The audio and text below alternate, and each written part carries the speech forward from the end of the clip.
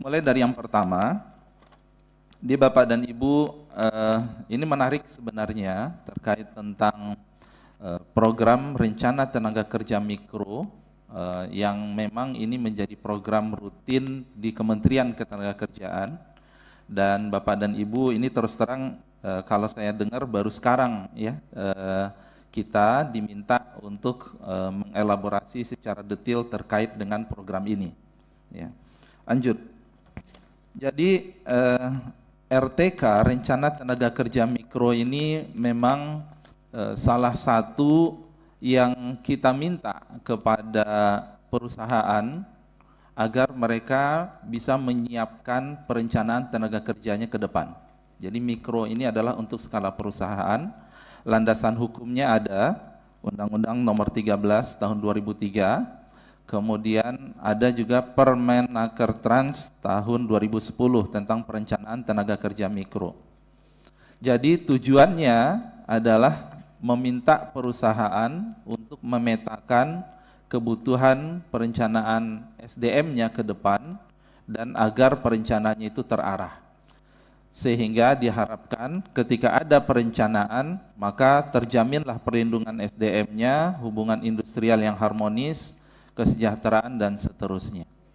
Dan pembagian peran pemerintah pusat itu menyusun yang disebut dengan Rencana Tenaga Kerja Nasional, RTKN, kemudian provinsi menyusun RTKD, dan perusahaan menyusun yang sifatnya mikro untuk level perusahaan masing-masing. Dalam bahasa manajemen itu yang disebut dengan manpower planning. Ya, jadi perencanaan ke depan kira-kira kebutuhan tenaga kerjanya seperti apa. Ini adalah gambaran next framework bagaimana suatu RTK mikro itu disusun. Ada dinamika internal perusahaan, kemudian ada dinamika ya, eksternal sampai global, kemudian mereka membuat sebuah proyeksi perencanaan tenaga kerjanya seperti apa ke depan. Dan ini nanti menjadi masukan untuk penyusunan rencana tenaga kerja daerah dan rencana tenaga kerja nasional. Jadi pendekatannya bottom up, dari sifatnya itu mikro sampai kemudian nanti menjadi makro, dan itu juga suatu proses iterasi sebenarnya. Bapak dan Ibu, memang next potret yang ada masih jauh ya. Inilah yang salah satu tantangan bagi kami, karena kewajiban untuk mengisi data terkait tentang rencana tenaga kerja ke depan itu sejalan dengan sistem pelaporan WLKP, wajib lapor perusahaan ya, yang kemudian kita minta kepada semua perusahaan yang ada. Saat ini memang rata-rata baru 5%.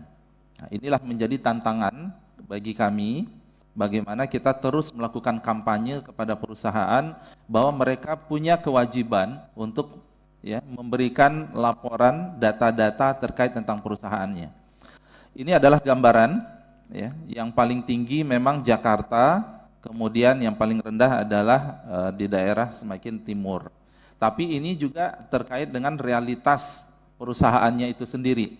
Ya, kalau perusahaannya itu kemudian perusahaan kecil menengah, tentu kemudian seperti ini belum menjadi sebuah culture bagi mereka untuk melaporkan kepada pemerintah. Lanjut.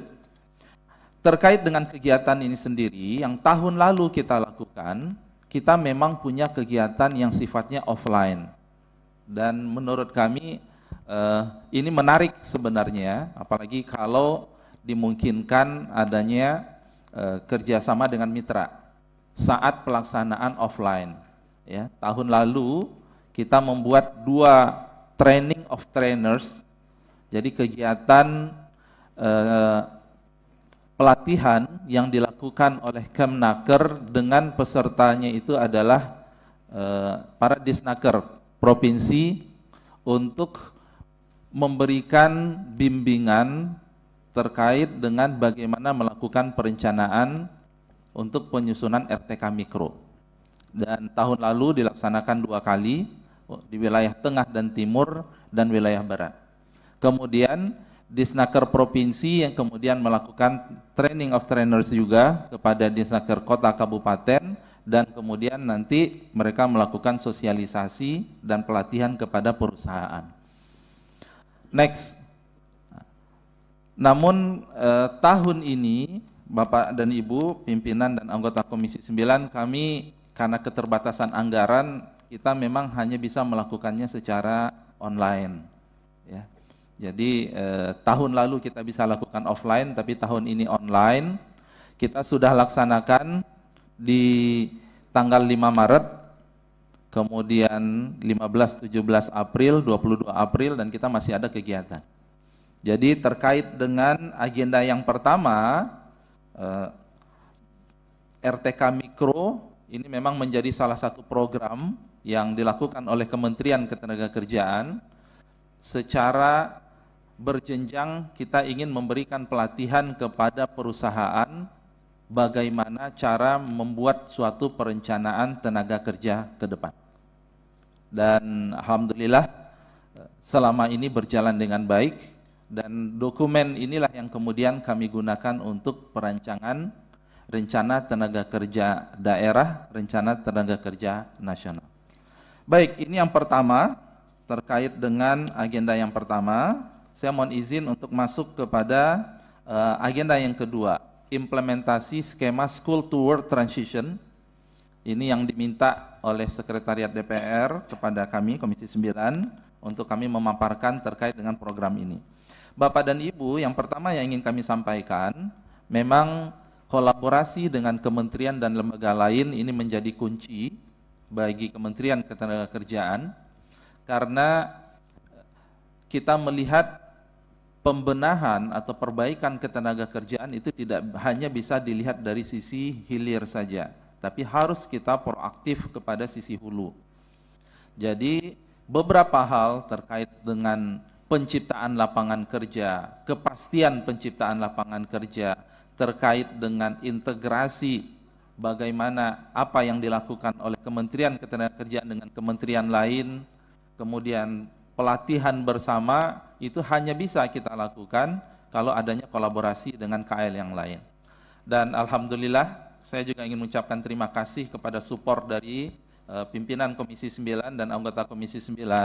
Selama 6 bulan kami diamanahkan, kita proaktif untuk mendatangi kementerian-kementerian lain, membuat MOU, mencari peluang untuk kami melakukan kerjasama.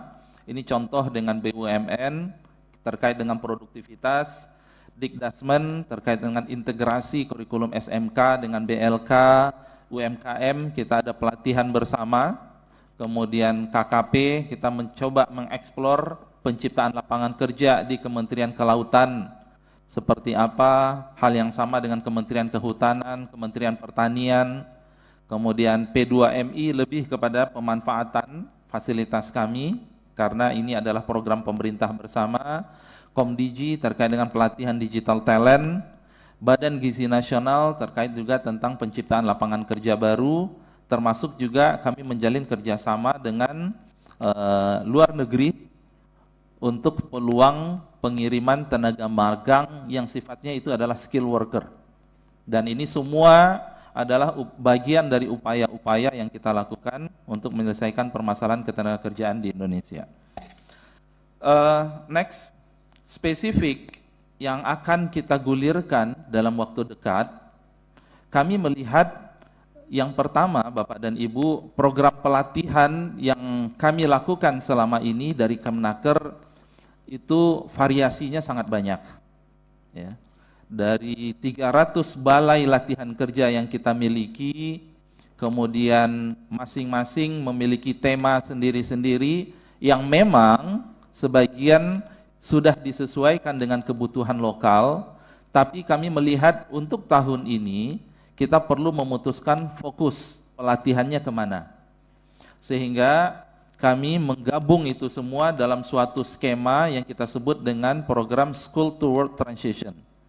Apa itu? Program integrasi pelatihan dan pemagangan, di mana kami mencoba menjawab 3 pertanyaan dasar yang selama ini program-program pelatihan kami itu sifatnya scatter. Jadi yang pertama, kami ingin fokus bahwa kita harus ada konsentrasi pelatihan untuk skill set masa depan. Yang skill set ini bisa berkembang terus. Yang kedua, kita perlu mengintegrasikan juga dengan pelatihan soft skill bahasa asing wirausaha. Jadi selama ini pelatihan itu dibuat terpisah, modul yang terpisah. Dan kita juga ingin bahwa pelatihan kita itu mengatasi mislink, mismatch dengan kebutuhan industri. Sehingga, dan yang kemudian juga harus dilaksanakan secara masif. Jadi ini 4 hal checkpoint yang menurut kami penting untuk kami bisa jawab terkait dengan apa yang akan menjadi fokus pelatihan kita untuk tahun ini. Ini adalah gambaran balai-balai besar yang kami miliki. Next. Sehingga dari rumusan itu dan melihat beberapa potret, ya sebelum saya sampai kepada ini adalah potret Bapak dan Ibu menjawab. Jadi pelatihan kita itu harus menjawab realitas saat ini. Yang pertama adalah tingkat pengangguran tertinggi pada usia 19-24 tahun. Realitas kedua, lulusan SMK memiliki proporsi pengangguran terbesar dibandingkan lulusan yang lain, proporsi. Dan yang ketiga, mismatch itu juga ternyata dilihat jurusan yang ada saat ini itu juga kalau kita lihat kenapa mismatch-nya cukup besar, berarti ada sesuatu yang belum pas dengan kurikulumnya. Menjawab itu semua, maka next, ini rumusan kami. Jadi kita sedang menuntaskan suatu paket program pelatihan School to World Transition dengan 4 tema ini. Fokus bukan berarti yang lainnya tidak, gitu ya. Tapi adalah fokus dalam artian kita ingin tema-tema ini menjadi unggulan pelatihan kami tahun ini. Dan kami membutuhkan kerjasama juga dengan lintas kementerian, Kementerian Pertanian, Kementerian Komdigi, dan seterusnya, Perhutanan, Kementerian Kehutanan untuk bisa mengeksekusi ini. Jadi tema yang pertama itu adalah Smart Operation, itu pelatihan otomatisasi operasional perusahaan untuk peningkatan produktivitas. Smart Creative IT Skill, jadi pelatihan keterampilan kreatif berbasis teknologi IT. Situ ada content creator, pengembangan web, ada basic AI dan seterusnya. Agroforestry, pelatihan pemanfaatan hutan sosial. Kita punya hutan sosial yang luas dan itu belum teroptimalkan sehingga kita bisa manfaatkan itu lebih kepada pemanfaatan resource. Dan terakhir itu adalah pelatihan yang terkait dengan tuntutan kebutuhan green jobs ke depan. Kalau smart operation tadi ada smart farming, ya, smart office dan seterusnya. Rancangan program nasional ini, inilah yang kita sebut dengan apprenticeship, ya, magang dalam konteksnya vokasi. Nanti akan ada skema online, kemudian ada offline di BLK, kemudian selama 3 bulan itu di industri. Dan kami berharap industri itu bersedia menerima karena mereka datang dengan project based learning. Jadi ada skill yang mereka bawa dan industri tinggal menyiapkan case-case mana yang kemudian mereka bisa bantu untuk diotomasikan, untuk kemudian disederhanakan, kemudian untuk diefisiensikan dan seterusnya. Sehingga sesudah itu baru kami berikan sertifikasi, atau mereka juga bisa membuat wirausaha sendiri. Jadi contoh Bapak dan Ibu, misalnya kalau ada building di sini, ini masih manual, ya, kita bisa latih di balai-balai kita agar mereka bisa merancang sebuah sistem otomatisasi. Ketika tidak ada orang di gedung ini, maka kemudian lampunya otomatis mati, kemudian AC-nya bisa otomatis mati, berapa jumlah orang itu bisa disesuaikan. Smart farming juga sama, ya. Ini yang kemudian kita berharap skill set yang bisa menjawab kebutuhan ke depan, dan ini bisa tetap akan dimanfaatkan dan akan terus berkembang ke depan. Next.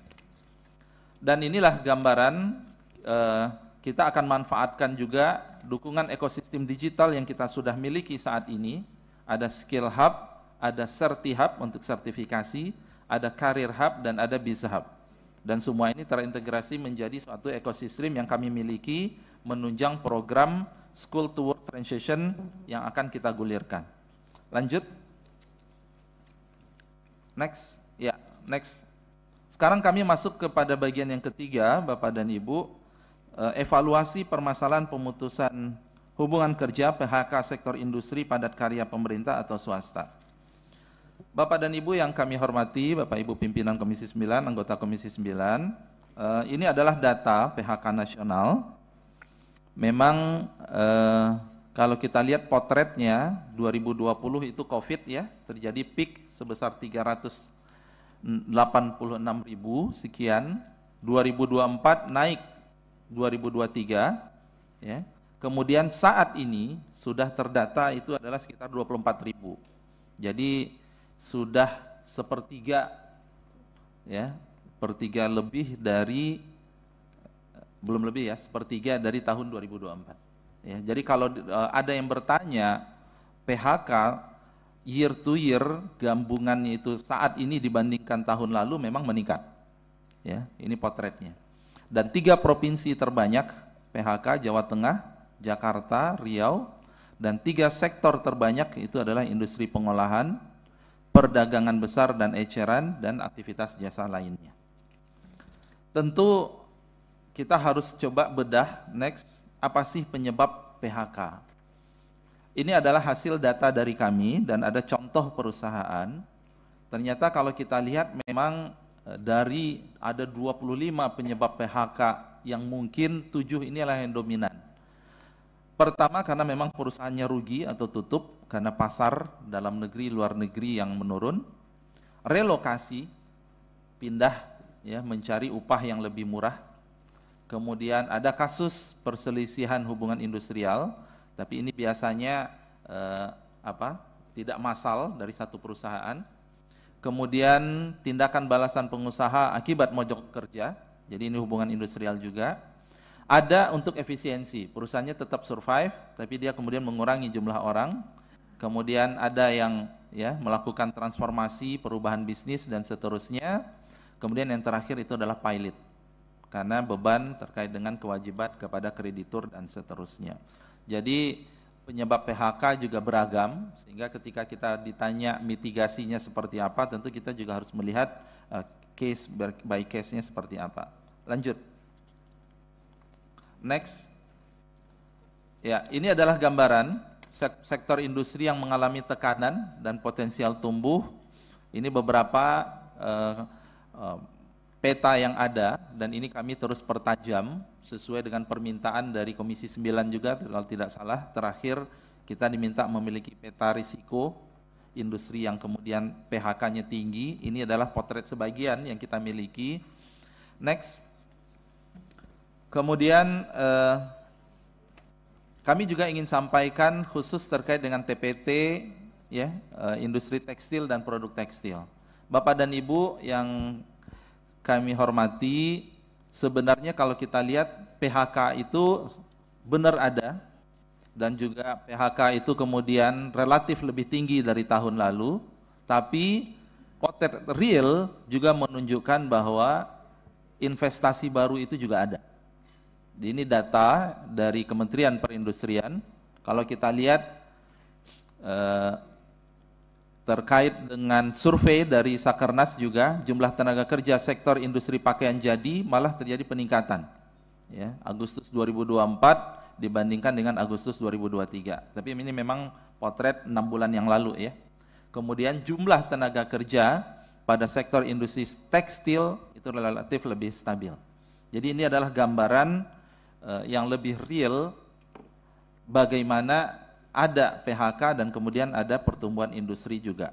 Kalau kita lihat yang di kiri, investasi PMA, investasi PMDN dan seterusnya, memang ada peningkatan dan ada penurunan, menunjukkan sebuah dinamika, sehingga yang memang yang ditunggu dari pemerintah adalah antisipasi dan mitigasinya seperti apa. Next. Yang pertama, terkait dengan langkah antisipasi dari pemerintah, ada beberapa poin yang kemudian itu langsung di bawah koordinasi Menko Perekonomian itu terkait dengan kebijakan fiskal dan insentif pajak, stimulus ekonomi, dukungan restrukturisasi utang, proteksi industri dalam negeri, diversifikasi pasar dan ekspor, dan digitalisasi dan inovasi. Saya mohon izin tidak berpanjang lebar di sini, dan kemudian juga spesifik next untuk industri padat karya, ini kami juga ikut dalam rumusan di Kemenko bahwa ada fasilitas tax allowance, ada pembiayaan kredit investasi, ada insentif PPH pasal 21 dan bantuan iuran jaminan kecelakaan kerja di BPJS. Ini kita rumuskan di awal tahun 2025 dan alhamdulillah itu sudah jadi kebijakan, sebuah upaya kita untuk melindungi industri padat karya. Walaupun tentu kita melihat ini harus terus kita review dan harus terus kita sempurnakan. Dan terakhir, next, spesifik di bidang ketenagakerjaan, ini adalah upaya kami. Yang pertama, preventif, kita sedang membuat peta risiko PHK. Dan kita mulai sesuai dengan arahan dari Komisi 9 waktu rapat kami terakhir, kita mulai dari sektor industri, dan nanti kita akan mengerucut kepada entitasnya itu adalah perusahaan.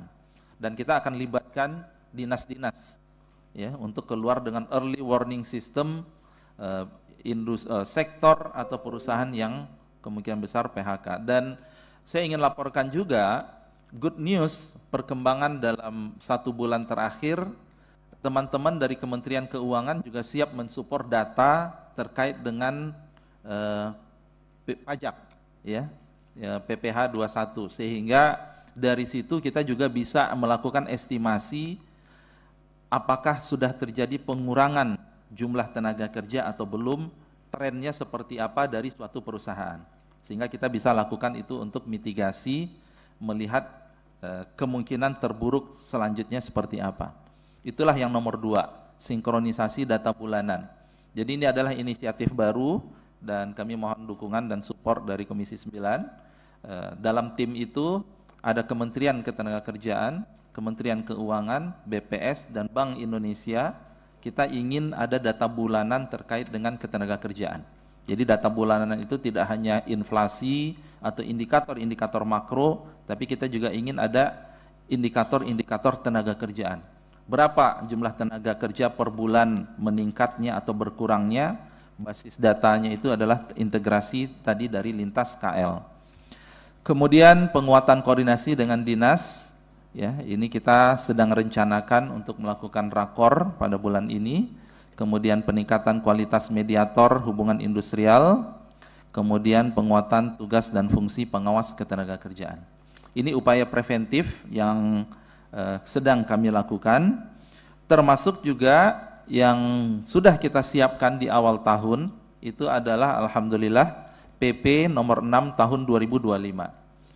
Bagaimana dengan PP nomor 6 ini menyempurnakan benefit manfaat dari JKP yang awalnya itu hanya 45% dari upah 3 bulan pertama ketika seseorang itu di PHK, sekarang 60% dari upah selama 6 bulan. Jadi kalau seseorang itu dia ya anggota BPJS Naker, dia di PHK selama 6 bulan, mereka mendapatkan uang tunai 60% selama 6 bulan. Dan ya, manfaat pelatihan kerja yang awalnya itu hanya sebesar 1 juta kemudian menjadi 2,4 juta. Dan balai-balai latihan kerja kami itu terbuka sekarang ya. Jadi mereka ingin upskilling, reskilling terkait dengan apa, menu-menunya ada dan kita akan salurkan mereka untuk mendapatkan pelatihan ya, apakah itu offline ataupun online tentu bisa. Kemudian kami terus berusaha untuk memperbaiki informasi terkait tentang lowongan pekerjaan. Kalau secara online kami memiliki Siap Kerja dan secara offline kita memiliki job fair yang juga kita bekerja sama dengan dinas, dan terakhir layanan kewirausahaan. Itu adalah gambaran Bapak dan Ibu upaya, dan sekarang mungkin Bapak dan Ibu juga sudah mendengar di bawah koordinasi Menko Perekonomian dan Mensesnek sedang disiapkan terkait dengan Satgas PHK. Dan kita berharap Satgas PHK ini lebih luas juga, tidak hanya bicara PHK tapi juga sampai menarik ke hulu, itu adalah terkait dengan penciptaan lapangan kerja. Lanjut, dan terakhir saya mohon izin untuk masuk ke agenda yang keempat terkait dengan program dan anggaran yang bersumber PHLN di Kemnaker. Jadi Bapak dan Ibu, mengapa agenda ini kami usulkan? Jadi kami mohon maaf karena ada suatu dinamika yang baru ya, bahwa untuk PHLN ternyata itu harus mendapatkan persetujuan. Ini adalah Undang-Undang 62 2004 tentang APBN tahun 2025, bahwa harus mendapatkan persetujuan dari alat kelengkapan DPR. Yang awalnya kami sudah siapkan sebagai rumah atau cangkangnya ya, dan kemudian untuk itu top up-nya, untuk penambahannya sesuai dengan undang-undang, maka kami membutuhkan persetujuan dari Komisi 9. Kami sudah di anggaran kita yang sudah kita sepakati, yang sudah ditetapkan, yang sudah disetujui, itu ada project list draft sebagai cangkang sebesar 2 miliar dan pengembangan Balai Pelatihan Vokasi dan Produktivitas Banyuwangi sebesar 5 miliar. Itu awalnya memang untuk cangkangnya ya, untuk rumahnya dan untuk di top up pada tahun anggaran 2025 ini. Tapi karena tadi harus ada suatu mekanisme persetujuan, maka kesempatan ini kami gunakan untuk memanfaatkan dukungan dan support dari Komisi 9 terkait dengan rencana. Apa yang akan kami lakukan untuk project list draft, kita akan sampaikan detail. Itu ada butuh tambahan anggaran sebesar 117 miliar dan kemudian BPPP Banyuwangi sebesar 17 miliar. Saya mohon izin untuk menyampaikan yang pertama, project list draft. Jadi project list draft ini mulai dari tahun 2024 gitu ya, hingga tahun 2027 itu dengan nilai sebesar 2,2 T. Project ini dilatar belakangi kebutuhan sistem informasi pasar kerja. Jadi memang kalau kita lihat best practice dari luar negeri, Kementerian Ketenagakerjaan itu membutuhkan suatu platform labor market information system yang kuat. Jadi tidak ada lagi calo pungli terkait dengan penempatan kerja dan seterusnya. Jadi setiap orang bisa dengan mudah mencari info lowongan pekerjaan dalam sebuah platform, dan itu kita masih belum sampai ke sana. Kita harus terus memperbaiki, dan disinilah kemudian project list draft itu menjadi rasional latar belakang, dan ini adalah pinjaman dari World Bank. Jadi proyek ini latar belakangnya itu adalah ada terkait dengan Perpres, kemudian dan seterusnya, dan outputnya adalah sistem informasi pasar kerja yang handal, labor market observatory, public employment services, dan pelatihan kerja. Jadi ini termasuk juga untuk renovasi beberapa balai latihan kerja yang ada di Kemnaker. Next, komponen A, pengembangan sistem informasi pasar kerja yang handal, ini outputnya. Komponen B, pemanfaatan informasi pasar kerja. Komponen C, penguatan kapasitas kelembagaan. Ya, jadi akan ada juga penguatan kelembagaan, mulai dari pendirian project management unit dan seterusnya. Dan untuk tahun 2025, next, yang memang kami sudah alokasikan awal di Kemenkeu itu 2M ya. Dan kita membutuhkan tambahan anggaran, ini adalah bantuan luar negeri untuk rincian kegiatan sesuai dengan work plan yang sudah di-approve oleh Bank Dunia sebenarnya tahun 2024 yang lalu ya. Jadi ada revitalisasi arsitektur sistem, kemudian adjustment peningkatan kemampuan, pengumpulan dan seterusnya, ini sebesar 117 miliar ya. Dibandingkan dengan anggaran Kemnaker yang 2,6 triliun sebenarnya ya lumayan sih ya untuk kita kemudian tambahannya. Kemudian kami izin yang kedua itu adalah proyek BPVP Banyuwangi. Ini adalah pinjaman dari Austria, ini juga sudah berjalan. Kalau tadi list draft dari 2024, kalau BPVP ini tahun 2023 sebenarnya. Jadi sudah kesepakatannya.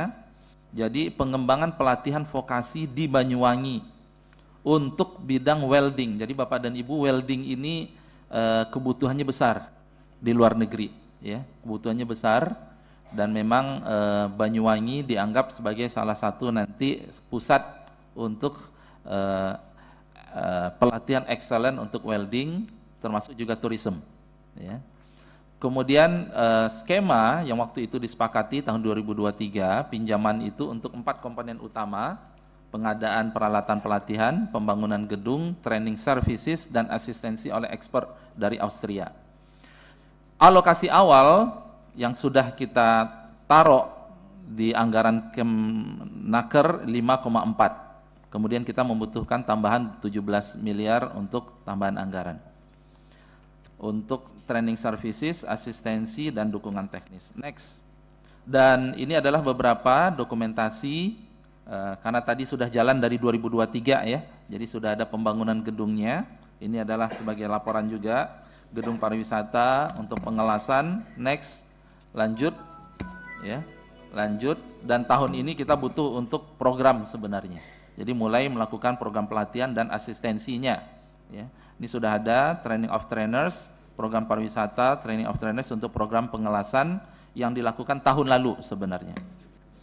Baik, terakhir ya itu yang bisa kami sampaikan.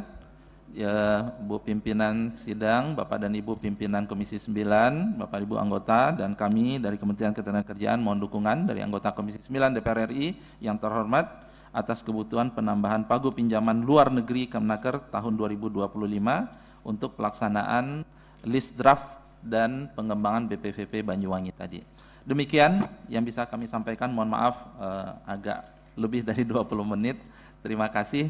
Assalamualaikum warahmatullahi wabarakatuh.